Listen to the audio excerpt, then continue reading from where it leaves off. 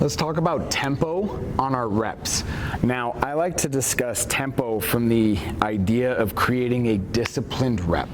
What we have found in the research is that forced tempos, like forcing yourself to spend 3 or 4 seconds on the lowering phase or the eccentric, or spending any amount of tempoed phase on the concentric or the pushing aspect of the movement, when compared to other tempos, when volume is equated, doesn't really seem to cause any more growth than the other. So you don't need to purposefully try to do a 2-second eccentric phase, 3 or 4 second. That doesn't matter. But what does matter is having discipline behind your reps.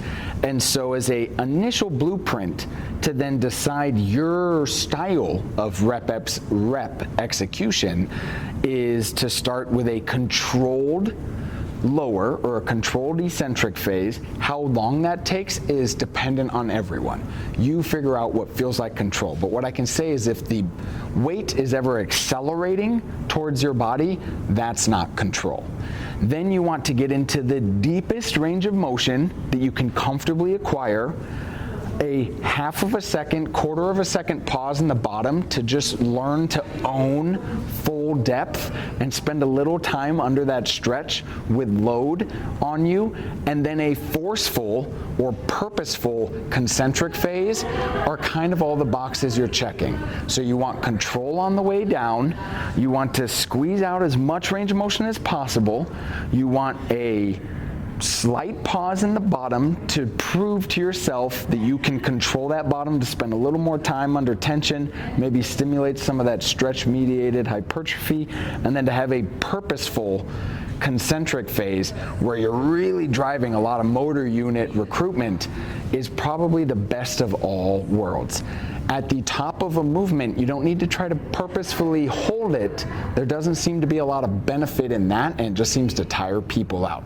So really focusing on the full depth versus the full peak contraction seems to give you the most bang for your buck.